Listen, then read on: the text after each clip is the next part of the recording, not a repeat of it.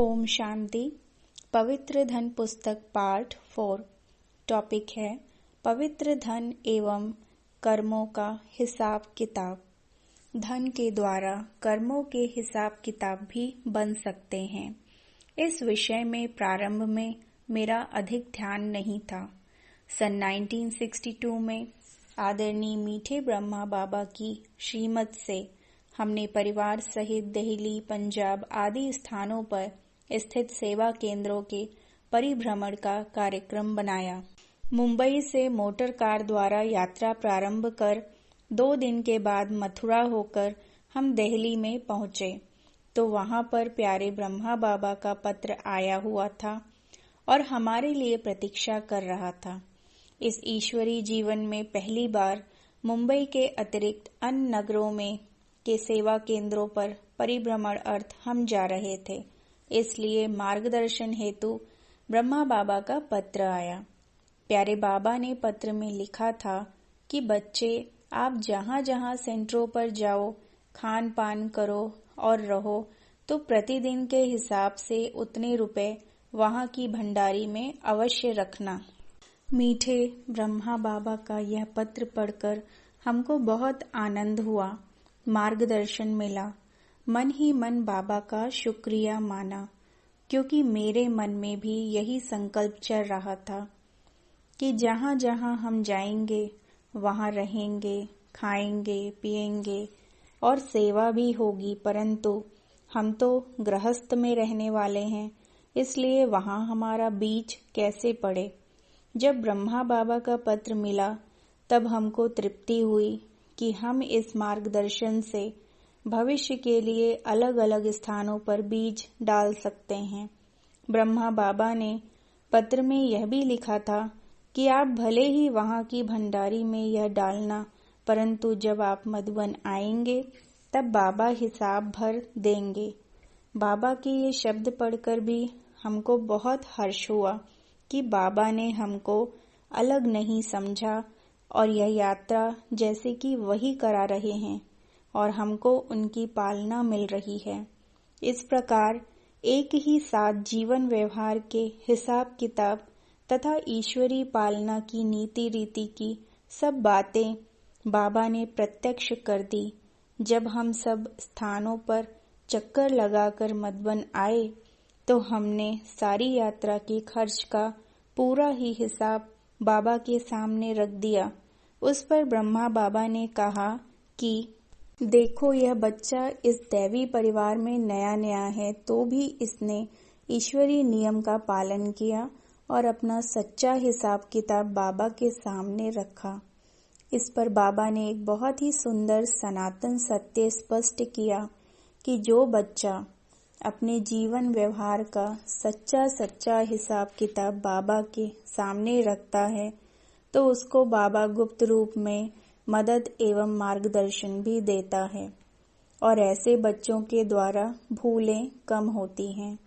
इस प्रकार से गृहस्थ व्यवहार में रहते हुए ट्रस्टी समान जीवन कैसे हो उसका पाठ पढ़ाया।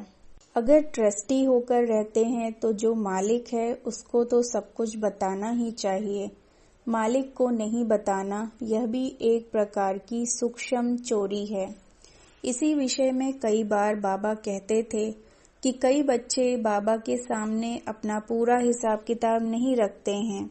कई इस बात से डरते हैं कि शायद पूरा हिसाब किताब बाबा को बता दिया तो ईश्वरीय सेवा में खर्च के लिए बाबा अधिक पैसे मांगेंगे, परंतु बाबा कभी किसी से मांगते नहीं हैं।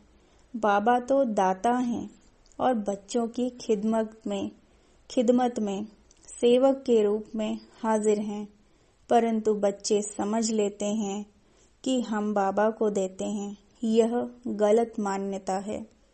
बच्चे तो अपना धन, अपना भाग्य बनाने अर्थ जमा करते हैं और जितनी नीयत साफ होगी उतना ही उससे भाग्य अच्छा बनेगा। इसलिए गाया हुआ है कि नीयत साफ तो मुराद हासिल। बाद में तो प्रदर्शनी की सेवाएं प्रारंभ हुई और आदरणीय दादी प्रकाशमणि जी उस समय गाम देवी मुंबई सेवा केंद्र की मुख्य संचालिका थीं। आदरणीय दादी जी एक बार एक स्थान पर प्रदर्शनी की सेवा करके मत बन गई तो ब्रह्मा बाबा ने उन्हें पूछा कि बच्ची, तुम प्रदर्शनी की सेवा पर गई तो क्या तुमने वहां की भंडारी में कुछ डाला या नहीं? तब दादी जी ने कहा कि बाबा, मैं तो समर्पित हूँ, मैं अपनी कमाई तो करती नहीं जो मैं वहां की भंडारी में डालूं।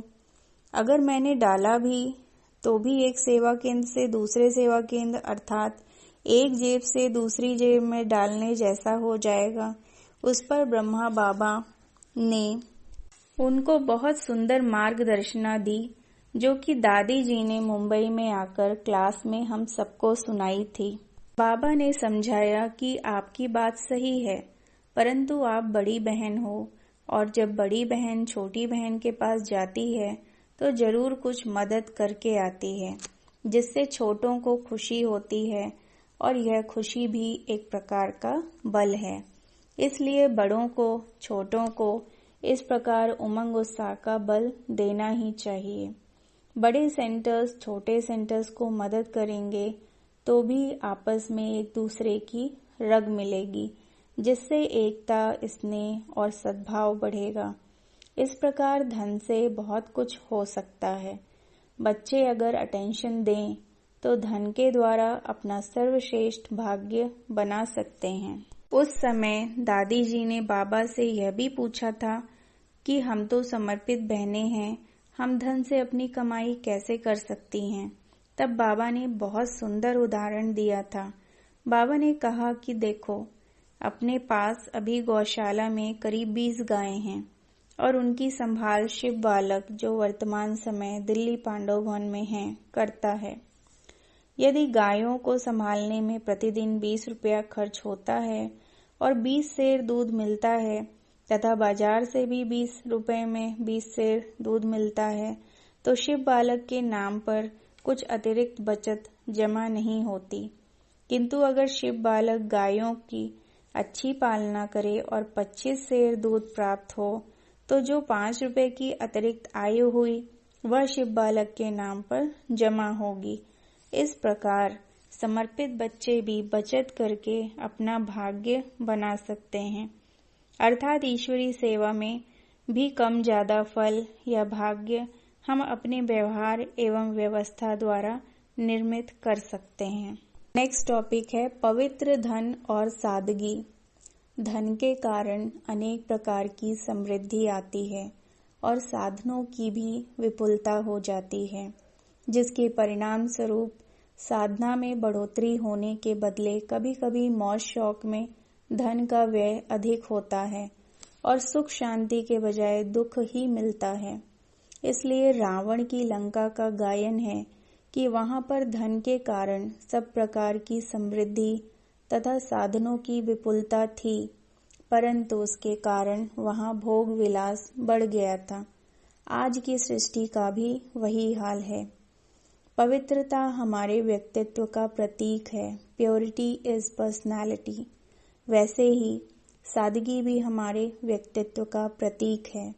इसलिए अंग्रेजों में भी कहा गया है सिंप्लिसिटी इज पर्सनालिटी, अर्थात सादगी ही व्यक्तित्व का प्रतीक है।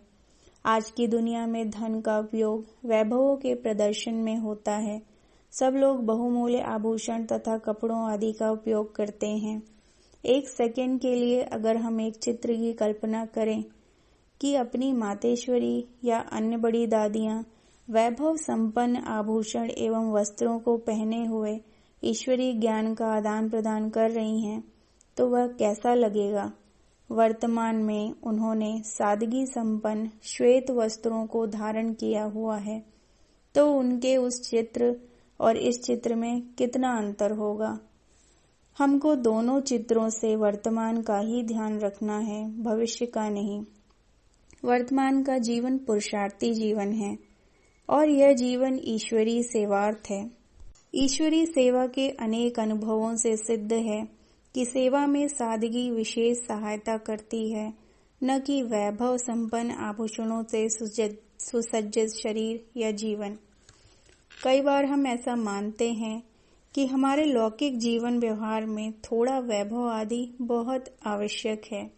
मैं भी पहले ऐसा ही मानता था कि मेरे व्यवसाय चार्टर्ड अकाउंटेंट के कारण मुझे रोज सूट पहनना चाहिए, अच्छी टाई पहननी चाहिए।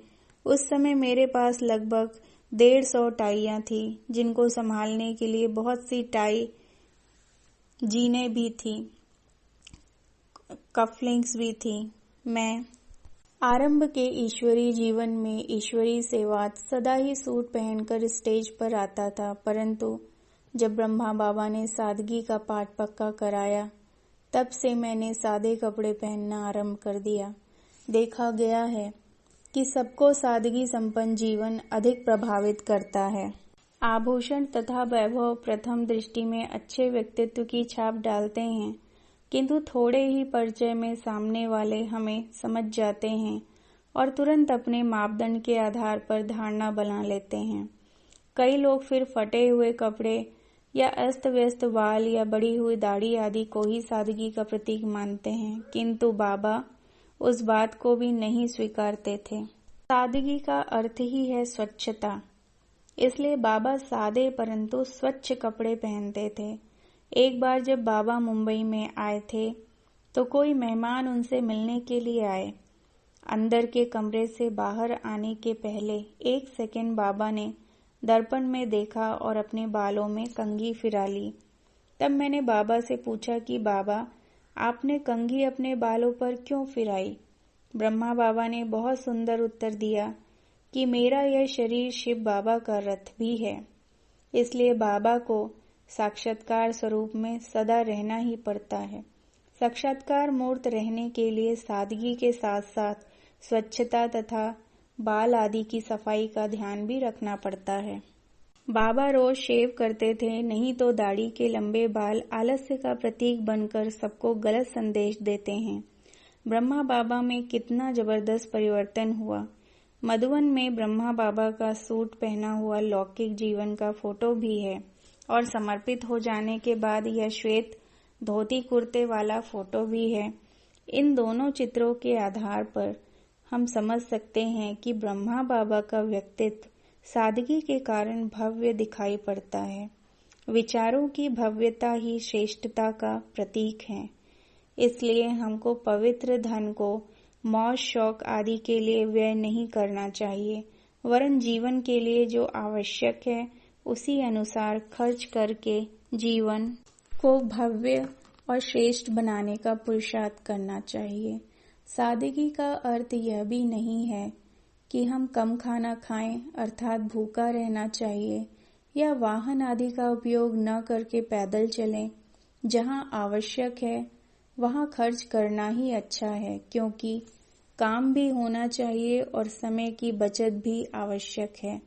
एक भाई ने बताया कि मैं एक बार बस की लाइन में खड़ा था और उसी समय सेवा केंद्र की बहनें टैक्सी में गईं, तो मेरे मन में संकल्प उठा कि देखो, मैं तो बस की लाइन में खड़ा हूँ और बहनें टैक्सी में घूमती हैं और बाबा का पैसा बर्बाद करती हैं। तो उसने मुझसे पूछा कि मेरा यह संकल्प ठीक है या नहीं। मैंने उत्तर दिया कि शरीर और समय की आवश्यकता अनुसार कारोबार होना चाहिए। संगम युग में समय और शरीर दोनों ही बहुत महत्वपूर्ण हैं। इसलिए सादगी का अर्थ हठयोग भी नहीं है और भोग विलास भी नहीं है। जहां आवश्यक है वहां खर्च करना ही उचित है। जैसे मधुबन में पहले सादा पांडव वन था और हम लोगों ने अनेक बार पर्यटन विभाग को लिखा था कि टूरिस्ट बसें मधुबन देखने के लिए आएं, परंतु उन्होंने हमारा आवेदन पत्र स्वीकार नहीं किया। परंतु जब ओम शांति भवन बन गया, जिसका मुखड़ा फ्रंट एलिवेशन भी आकर्षक है, अंदर विशाल और भव्य हॉल है, साथ साथ प्रांगण में बहुत सुंदर बागीचा भी है, इसी के परिणाम स्वरूप लाखों की संख्या में लोग ओम शांति भवन देखने आते हैं। इस प्रकार यह भवन सादगी के साथ साथ भव्यता का भी प्रतीक है। ऐसे ही हमारा जीवन भी होना चाहिए। आवश्यकता के अनुसार हमको टैक्सी में भी जाना चाहिए तो समय पर बस में भी जा सकते हैं, इसका निर्णय हमको समय अनुसार अपने विवेक से करना है। ऐसा कोई नियम नहीं है कि बस में जाने वाला स्वर्ग में पहले नंबर में आएगा और टैक्सी में जाने वाला लास्ट नंबर में आएगा। हमें अपने आप को अपनी आवश्यकता के अनुसार परिवर्तन करना है, नहीं तो सादगी के बारे में हमारी यही मान्यता ईर्ष्या, द्वेष या अन्य प्रकार के कलह के निमित्त बन सकती है। इसलिए हमको सोचना तो यही चाहिए कि सेवा केंद्र की बहनों को किसी आवश्यक ईश्वरीय सेवार्थ जल्दी जाना पड़ रहा है, न कि ऐसे संकल्प चलें कि बहनें पैसे की बर्बादी करती हैं। हमें धर्मराज अपने लिए बनना है, न कि औरों के लिए। बाकी सब बातें बाबा के ऊपर छोड़ देनी चाहिए या बड़ों के ध्यान पर दे देनी चाहिए, नहीं तो कभी भी कोई नया हिसाब किताब बना लेंगे। तब उस भाई ने मुझसे प्रश्न पूछा कि समझो बड़ों को कुछ बात कही परंतु बड़ों ने कुछ नहीं किया तो क्या करें। तब मैंने कहा कि बहुत करके तो बड़े सदा ही श्रेष्ठ कारोबार के लिए जागृत रहते हैं, इसलिए बड़ों के द्वारा ही निर्णय कराना चाहिए, और फिर भी यदि नहीं होता है तो ड्रामा पर छोड़ देना चाहिए, परंतु कानून को अपने हाथों में कभी नहीं उठाना चाहिए, क्योंकि कई बार हम किसी बात का आगे पीछे का संबंध नहीं जानते हैं, जिसके कारण उचित निर्णय नहीं कर सकते हैं। इस विषय में एक बहुत सुंदर बात मनोहर दादी जी यज्ञ के आरंभ के समय की सुनाती हैं कि उन दिनों बाबा ने बोर्डिंग बनाया था जिसमें और एक छोटी बच्ची थी। उस बच्ची के विषय में सबने फरियाद की कि यह बच्ची चोर है, दूसरों के कपड़े पहन लेती है। उस बच्ची को सीधे ही कहने के बजाय बात बाबा मम्मा को कही गई। तब बाबा मम्मा ने कहा कि शायद वह बच्ची चोर नहीं है, उससे स्नेहपूर्ण वातावरण में पूछा जाए कि वह ऐसा क्यों करती है। जब उससे पूछा गया कि क्या तुम चोरी करती हो, तो उस बालिका को चोरी शब्द का अर्थ भी मालूम नहीं था और उसने पूछने वाले से ही पूछा कि चोरी क्या होती है। उसको बताया गया कि औरों के कपड़े उनसे बिना पूछे पहनना चोरी है। तब उस बच्ची ने कहा कि यहाँ किसी के अपने कपड़े तो हैं नहीं, सबको कपड़े तो बाबा के यज्ञ से मिले हुए हैं, तो कपड़ों में अपनापन कहाँ से आया। उस बच्ची ने यह भी कहा कि मैं रोज रोज वही कपड़े पहनकर थक जाती हूँ, तो मैं जाकर अपना फ्रॉक दूसरी बच्ची के कपड़ों में रख देती हूँ और उसका फ्रॉक लाकर मैं पहनती हूँ, जिससे मुझे भी अच्छा लगता है और उस बच्ची को भी नया फ्रॉक मिल जाता है। यह तो लेन देन हुई, उसमें चोरी कहाँ हुई। मैं कपड़ा छिपा कर कहाँ पहनती हूँ, मैं तो सबके सामने उस बहन का फ्रॉक पहनती हूँ। उस बच्ची के निर्दोष भाव से सबको स्पष्ट हो गया कि वह चोर नहीं थी। बाबा मम्मा ने भी कहा कि देखो, आप सब अपने मन के भावों के आधार पर बच्ची को चोर कहकर उसके साथ बहुत भारी अन्याय कर रहे थे।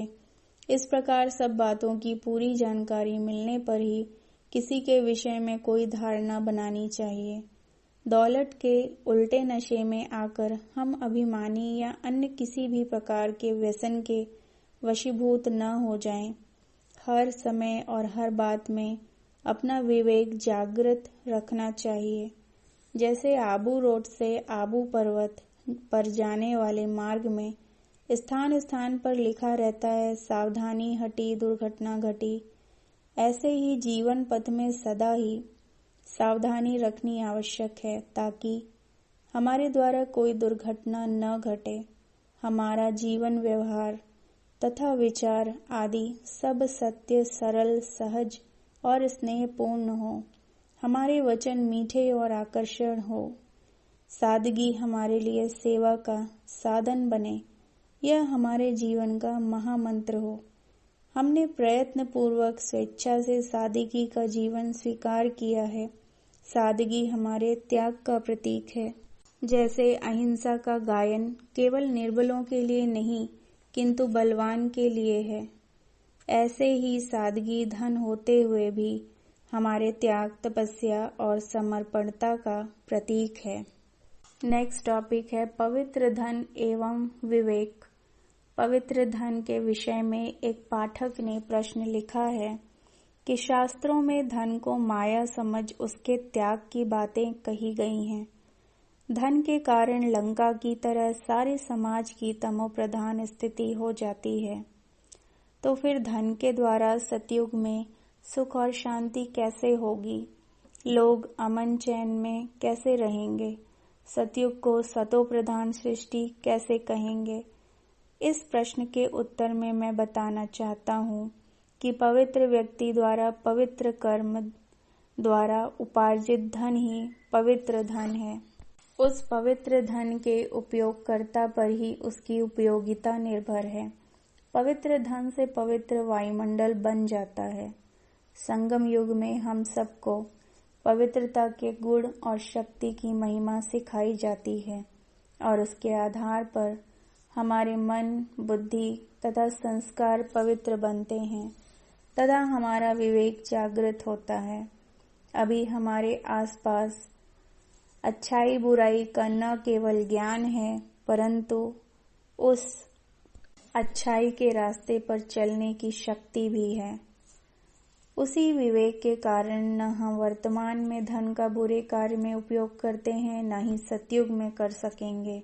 इस प्रकार पवित्रता के विषय में जागृत विवेक और पाप पुण्य की परिभाषाएं हमको मार्गदर्शन देती हैं।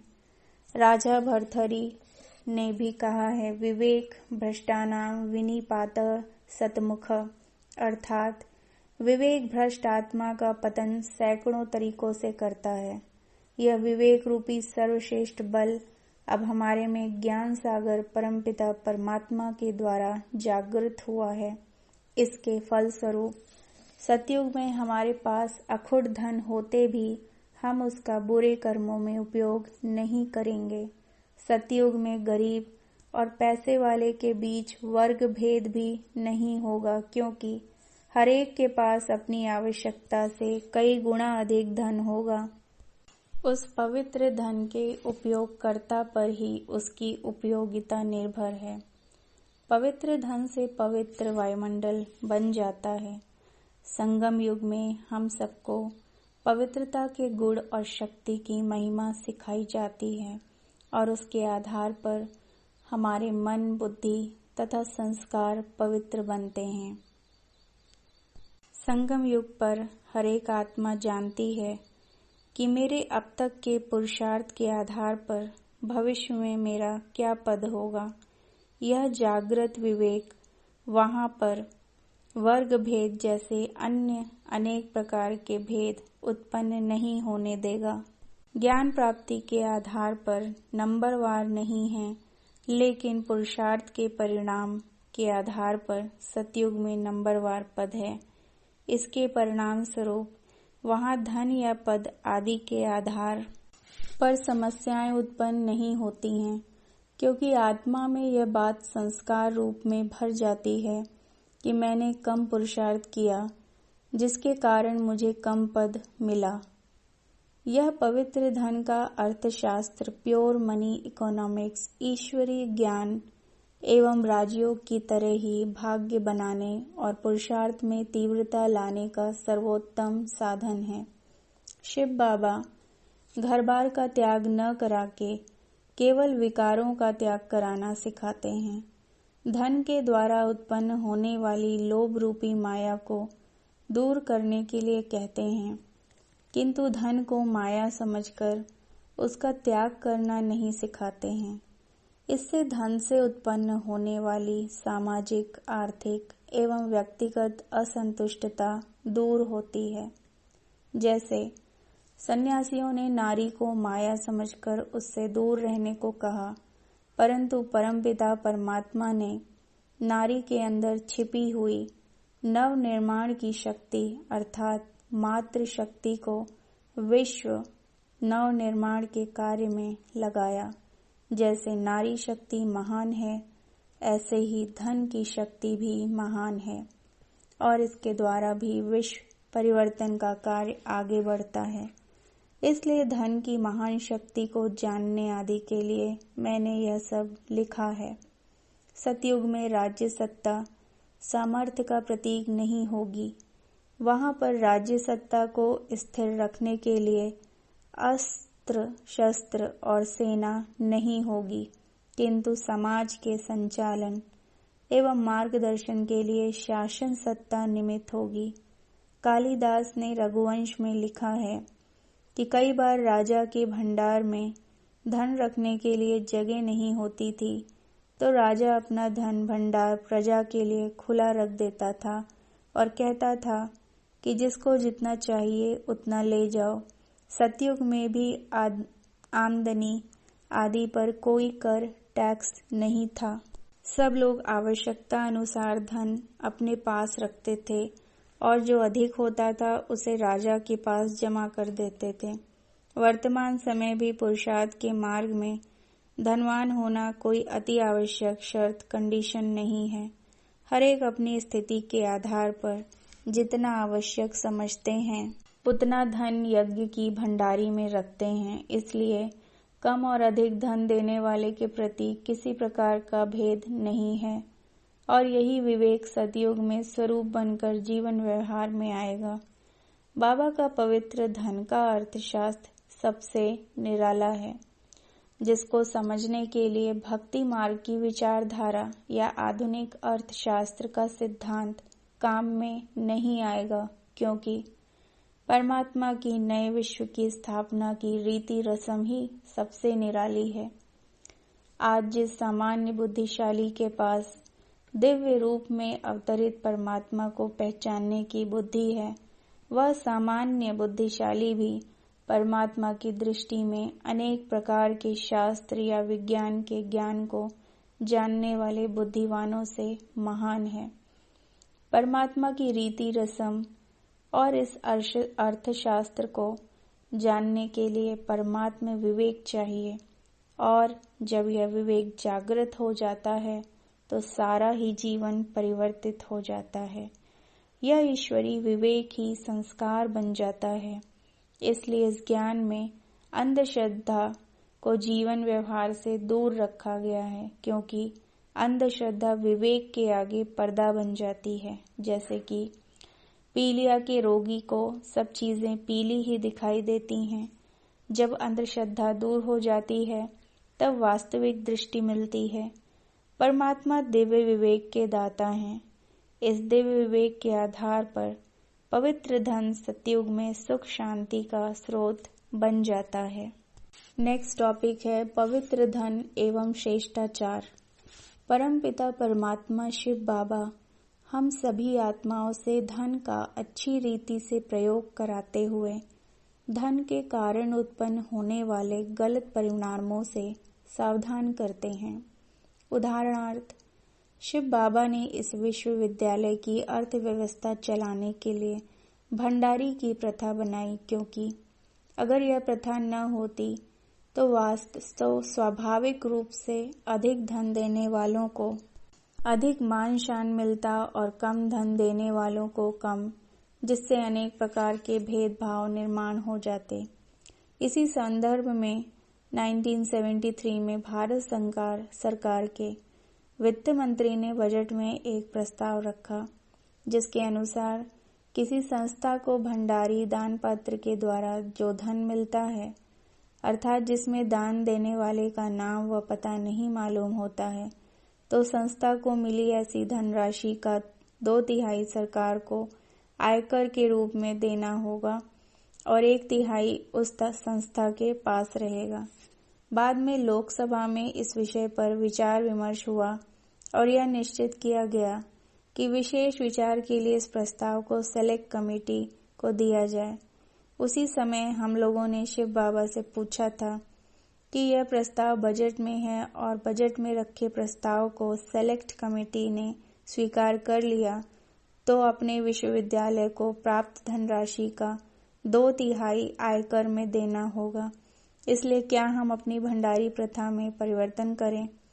तब बाबा ने संदेश में यही कहा था कि अपनी यह प्रथा चालू रहेगी। सेलेक्ट कमेटी द्वारा इस प्रस्ताव के विषय में जो निर्णय आएगा उसके अनुसार कुछ परिवर्तन करना होगा, तो उस समय देखा जाएगा।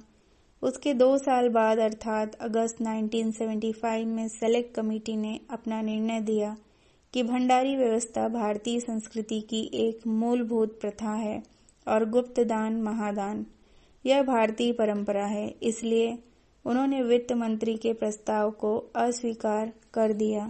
बाद में मधुबन में इस पर आपस में चर्चा हुई और मीटिंग के मध्य ही दादी हृदय मोहिनी जी के द्वारा बाबा का संदेश सबको दिया गया। यह विश्वविद्यालय शिव बाबा की श्रीमत के आधार पर ही चलता है। शिव बाबा स्वयं सभी बातों के लिए निर्णय भी देते हैं, इसलिए उस दिन संदेशी के द्वारा संदेश देने के बजाय स्वयं शिव बाबा ने अपने निर्धारित रथ में प्रवेश किया और बहुत ही सुंदर महावाक्य उच्चारण किए। बाबा ने कहा, भंडारी की व्यवस्था जैसे यज्ञ के आरंभ से चल रही है वैसे ही चलेगी और इसी व्यवस्था से बच्चों का ऊंचे से ऊंचा भाग्य बन सकता है। मेरे बच्चे ईमानदार वफादार हैं और इसके लिए यह संकल्प नहीं चलाना है कि कोई 100 रुपया कहकर भंडारी में 50 रुपया डालेगा, क्योंकि कोई ऐसा नहीं करता है। यदि किसी ने भूल से ऐसा किया भी तो वह बच्चा जाएगा कहाँ? आखिर तो सबको मेरे पास ही आना है। उसका हिसाब किताब अंत में मैं करूँगा। इस प्रकार सबको अर्थव्यवस्था के विषय में निर्देश शिव बाबा ने स्वयं दिया। इसके द्वारा हम बच्चों को कई बातें जानने को मिली, जैसे कि गलती धन नहीं करता किंतु धन के द्वारा अच्छे या बुरे कर्म करने वाली हम आत्माएं हैं और आत्माओं को उसका फल मिलता है। परमपिता परमात्मा के द्वारा इस प्रकार भ्रष्टाचार आदि के कारण दंड मिलता है। दुनिया में लोग केवल चोरी जुआ आदि को ही धन का दुरुपयोग समझते हैं, किंतु वह तो भ्रष्टाचार की अति है। भ्रष्टाचार का मूल है मैं और मेरा, मैंने किया और मेरा धन है। इस भावना के आधार पर किए गए कर्मों का संपूर्ण फल नहीं मिलता है।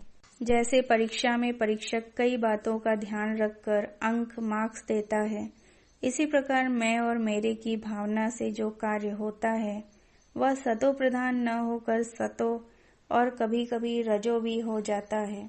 इसलिए तमो प्रधान कर्तव्य न हो, इसके साथ साथ धन से सतो सामान्य कर्तव्य भी न हो। संपूर्ण सतो प्रधान कर्तव्य ही सर्वश्रेष्ठ कर्तव्य है। इस प्रकार की जागृति आनी चाहिए।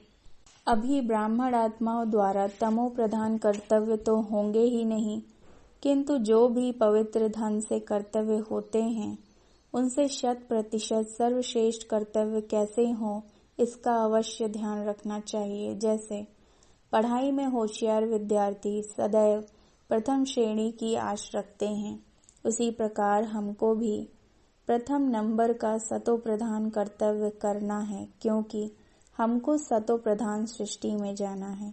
सतो प्रधान कर्तव्यों से सतो प्रधान सृष्टि में आने का और सतो सामान्य कर्तव्यों में से सतो सामान्य सृष्टि में आने का फल मिलेगा। इस दृष्टिकोण से हर कर्तव्य के पीछे छिपे गुणों के मापदंड के आधार पर प्राप्ति को ध्यान में रखकर कर्तव्य किया जाना चाहिए। यह भी एक सिद्धांत है कि जैसे कर्तव्य हम करेंगे, हमको देख और करेंगे। पवित्र धन के आधार पर ईश्वरी सेवा करने वालों को इस बात का भी ध्यान रखना चाहिए। अगर हमने ईश्वरी मर्यादाओं के प्रतिकूल थोड़ा भी अकर्तव्य किया और उसे देखकर अपनाकर कोई वैसे ही कर्तव्य करेगा तो उसका भी थोड़ा बहुत बोझ हमारे ऊपर भी चढ़ेगा। इस बात की सावधानी हम रखेंगे तभी हम श्रेष्ठ कर्तव्य कर पाएंगे।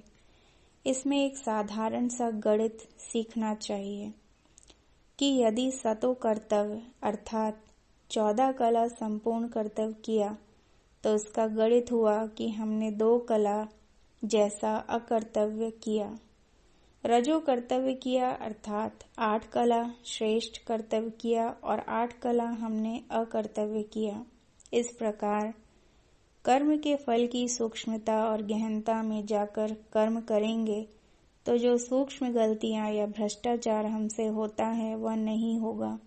भक्ति मार्ग में भी धन के सदुपयोग, उपयोग तथा दुरुपयोग के बारे में लोग गहराई से विचार करते हैं, क्योंकि वहां भी परमात्मा का डर होता है तथा कम फल प्राप्त होने की संभावना का भी डर होता है। उदाहरणार्थ, माउंट आबू के दिलवाड़ा मंदिर के एक संस्थापक विमल शाह घोड़े की सवारी कर पाटन से आबू आते थे। उनको एक बार रास्ते में प्यास लगी तो वे पानी पीने के लिए बावड़ी के पास गए और जैसे ही पानी पीने के लिए नीचे जाने लगे तो एक व्यक्ति ने कहा कि पहले आप 10 दोकड़ा दीजिए, तभी आप पानी पीने के लिए नीचे जा सकते हैं।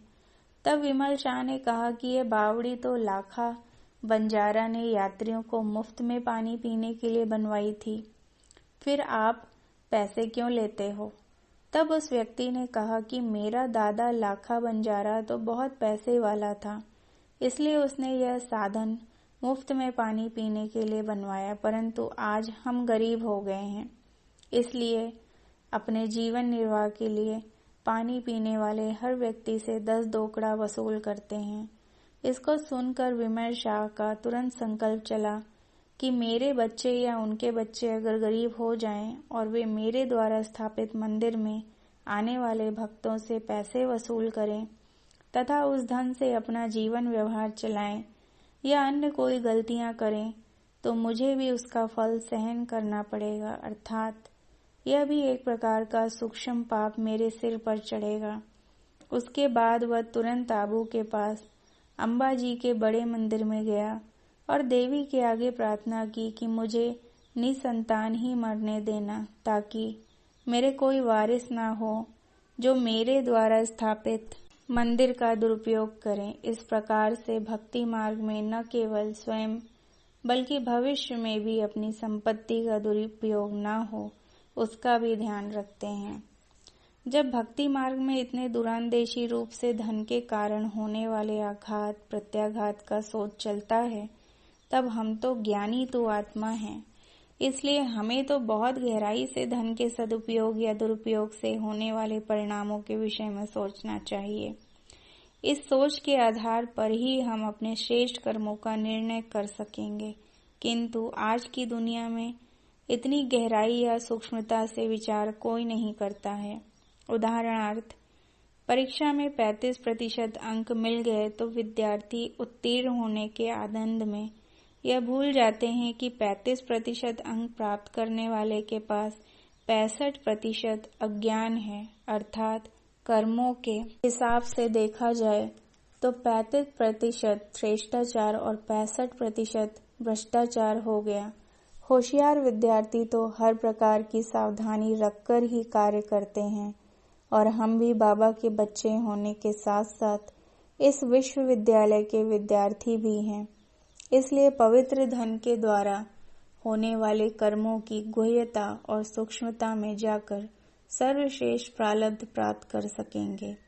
आज के विश्व में उसमें भी विशेष भारत में सबसे बड़ी समस्या है आर्थिक भ्रष्टाचार की।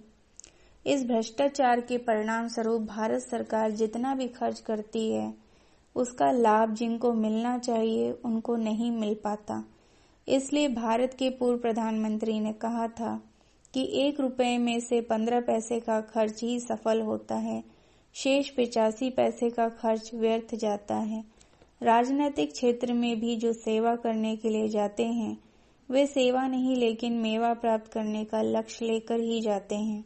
वे अपने और अपने संबंधियों के नाम पर अधिकाधिक धन संपत्ति एकत्रित कर लेते हैं और फिर इस प्रकार अनैतिक रूप से एकत्रित की हुई संपत्ति की सुरक्षा के लिए माफिया या गुंडा तत्वों का सहारा लेते हैं। उपार्जित संपत्ति पर आयकर आदि से बचने के लिए काला बाजार के रूप में कारोबार करते हैं। ऐसे समय में पवित्र धन के आधार पर पवित्र अर्थ व्यवहार कैसे हो, इस पर सोचना अति आवश्यक है। गुजरात के एक बहुत ही प्रतिष्ठित लेखक ने लिखा है कि वह एक दफ्तर में गया तो वहां पर एक व्यक्ति ने एक अधिकारी का परिचय कराते हुए कहा कि यह बहुत ही ईमानदार अधिकारी है। थोड़े समय के बाद जब वह अधिकारी बाहर गया तो लेखक ने उस परिचय कराने वाले से पूछा कि यह बहुत ही ईमानदार अधिकारी है, ऐसा क्यों कहा? तो उसने कहा कि यह अधिकारी पैसा तो लेता है परंतु लेने के बाद काम अवश्य करता है, और दूसरे जो ईमानदार नहीं हैं वे पैसा ले लेते हैं फिर भी काम नहीं करते हैं। तब लेखक ने लिखा है कि आज के जमाने में भ्रष्टाचार इतना बढ़ गया है कि अभी सच्चा ईमानदार तो कोई मुश्किल ही रहा है। पुराने शब्दों का नया अर्थ हो गया है, अर्थात रिश्वत लेकर काम कर देना ईमानदारी है और रिश्वत लेकर भी काम न करे वह भ्रष्टाचारी है। अभी किसी से पूछो तो वे कहते हैं कि जब सभी लेते हैं तो हम क्या करें। कई बार तो यह भी देखा गया है कि सच्चे ईमानदार अधिकारी भ्रष्टाचारी अधिकारियों के बीच कबाब में हड्डी की भांति रुकावट के निमित्त बनते हैं। तो ऐसे सच्चे ईमानदारों को धमकियां मिलती हैं कि आप रिश्वत लेना शुरू करो, नहीं तो इस पद से इस्तीफा दे दो। जो इन दोनों में से कोई भी बात नहीं करते तो उनको कभी कभी अपनी जान भी गंवानी पड़ती है। कई बार भ्रष्टाचार इसलिए भी होता है कि लोग कम मेहनत करके अधिक प्राप्ति की इच्छा रखते हैं। इस कारण ही चोरी, डकैती आदि करते रहते हैं। कम मेहनत कर अधिक प्राप्ति की इच्छा रखने वाले लोगों के लिए ही लॉटरी जैसी भ्रष्टाचार की नई नई योजनाएं हैं। काले धन को सफेद धन करने के लिए सरकार विशेष योजनाएं बनाती रहती हैं। भारत सरकार ने एक ऐसी वॉलंटरी डिस्क्लोजर स्कीम की योजना रखी थी जिसमें भारत के वित्त मंत्री ने स्वयं कहा था कि यह योजना अनैतिक है किंतु व्यवहारिक है, अर्थात सरकार स्वयं सैद्धांतिक नीति और व्यवहारिक नीति के बीच में अंतर करके शासन की कमजोरी को व्यवहारिक नैतिकता का आंचल पहना रही है। भ्रष्टाचार आज के युग की विकट समस्या है।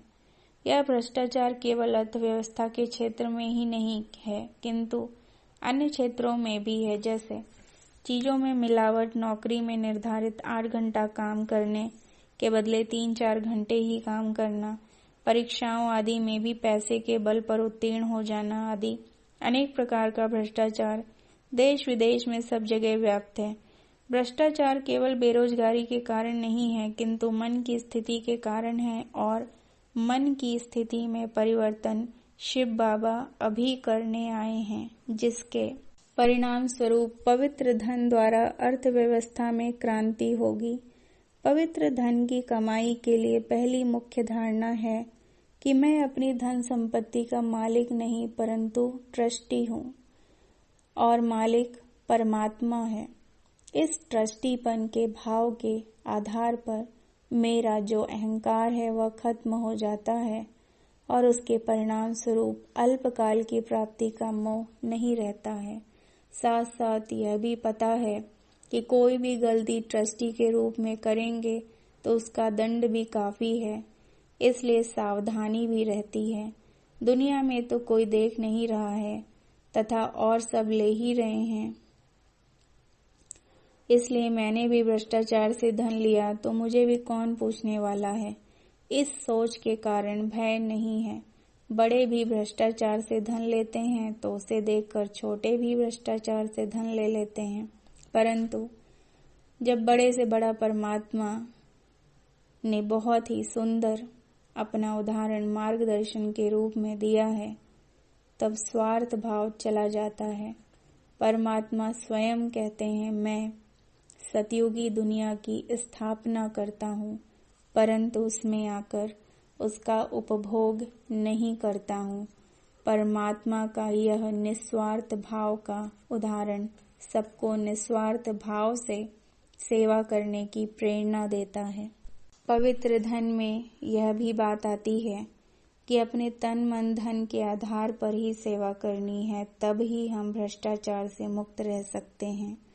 यदि औरों के धन के आधार पर सेवा करते हैं तो उस धन प्राप्ति के आधार पर हमको थोड़ा झुकना पड़ता है और दाता का मानना भी पड़ता है। यह थोड़ा झुकना ही भ्रष्टाचार की पहली सीढ़ी है।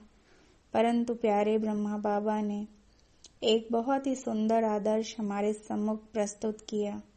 गरीबी का पेपर आने पर भी न मांगने का सिद्धांत संपूर्ण रूप से पालन किया। मुझे याद है कि जब मधुबन में हिस्ट्री हॉल बन रहा था, तब मैंने सहज भाव से बाबा से पूछा था कि इस हॉल के लिए मैं कितना धन दे दूं। तो बाबा ने कहा कि कार्य सामने है, आप जितना चाहो उतना दे दो। फिर मैंने बाबा से कहा कि बाबा अंदाजा तो बता दो। तब बाबा ने कहा कि बाबा अंदाज भी नहीं बता सकता। तब मैंने कहा बाबा इशारा दो तो दे दीजिए, हम आपके बच्चे हैं, बाप इशारा नहीं देगा तो कौन देगा। तब बाबा ने कहा कि बच्चे मालिक हैं, जितना अपना भाग्य बनाना चाहें उतना स्वेच्छा से बना सकते हैं। कहने का तात्पर्य है कि इशारा भी देना धन की संपूर्ण पवित्रता से एक कदम नीचे उतरना है। यह बात भी मैंने ब्रह्मा बाबा से सीखी कि धन की संपूर्ण पवित्रता क्या होती है। ऐसे ही 1971 में जब हम पहली बार विदेश सेवार्थ निकले, तो हमारे ग्रुप को अव्यक्त बाप दादा ने विशेष इशारा दिया कि आप लोग वहां कुछ लेने लिए नहीं जा रहे हो, परंतु देने के लिए जा रहे हो। देवता वह है जो सदा ही देता रहता है। आपका हाथ सदा ऊपर रहना चाहिए, कभी भी लेने वाले की तरह नीचे नहीं होना चाहिए। इसके कारण बहुत अच्छी सेवा हुई, क्योंकि जो भी धर्म प्रचारक भारत से जाते हैं वे सब कुछ न कुछ प्राप्ति का लक्ष्य अवश्य रखते हैं। हमारे सामने भी अनेक लोगों ने दान या सहयोग के रूप में धन स्वीकार कर लेने का प्रस्ताव रखा। सन 1974 में जब हम अफ्रीका में नैरोबी गए, तो वहां शिव बाबा के ज्ञान को सुनकर लोग बहुत ही प्रभावित हुए और हमको अनेक प्रकार से धन का सहयोग देने की इच्छा प्रकट की। जब मैं और बीके उषा नैरोबी एयरपोर्ट से विदाई ले रहे थे, तब भी एक भाई विशेष रूप से हमसे पूछता रहा कि आपको कितना धन चाहिए, उतना मैं इकट्ठा करके आपको दे दूं। परंतु फिर भी जब हमने स्वीकार नहीं किया, तो कहने लगा कि अन्य साधु संत तो बहुत ही मांगते हैं, परंतु आप मांगते नहीं हो और हम देना चाहते हैं तो भी नहीं लेते हो। अंत में उसके मुख से निकला कि आप यह धन स्वीकार न करके हमारे ऊपर अद्वितीय छाप लगा कर जा रहे हो, और मैं समझ रहा हूँ कि शिव परमात्मा के बल पर ही यह कार्य चल रहा है। इस बात की हमको अनुभूति हो रही है। आज भी हम जो कार्य करते हैं उसमें जितना ही न्यारा बनकर सेवा भाव से करें, उतना ही उसका बीज शक्तिशाली होता है। एक महानुभाव जो मधुबन में आए थे, उसने मुझसे व्यक्तिगत रूप से में कहा कि इतने कम समय में आपके विश्वविद्यालय का जो विकास हुआ है, उसका मुख्य कारण है आपके कार्यकर्ताओं की पवित्रता, त्याग, तपस्या और निस्वार्थ सेवा भाव। हम तो औरों के पैसे के आधार पर सेवा करते हैं, इसलिए सेवा में भी दाताओं को खुश रखने जैसी बातों का ध्यान रखना पड़ता है, जिसके परिणाम स्वरूप थोड़ा दास्ता का भाव आ जाता है। परंतु आप तो निस्वार्थ भाव के आधार पर किसी के भी दबाव में न आकर सेवा कर सकते हो, जो सेवा हम नहीं कर पाते। इसलिए हमारी संस्था का इतना विकास नहीं होता है। आर्थिक दासता के कारण ही श्रेष्ठाचार सदा के लिए 100% संपूर्ण नहीं होता है। यह कटु सत्य है। बाकी तो आज हम सबको यह ज्ञान है कि दिन प्रतिदिन दुनिया और ही भ्रष्टाचारी होने वाली है।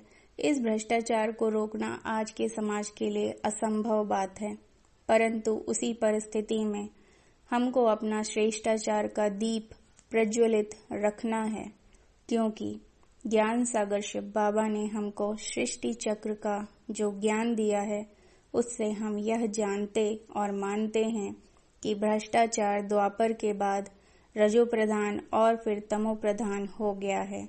हमको तो सतयुगी दुनिया की सतो प्रधान व्यवस्था बनानी है, जिसके लिए सतो प्रधान धन की आवश्यकता है।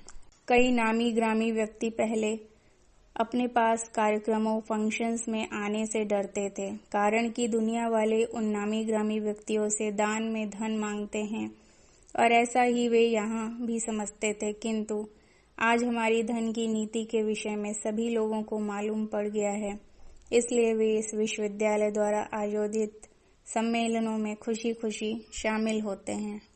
अच्छा, ओम शांति। अच्छा, ओम शांति।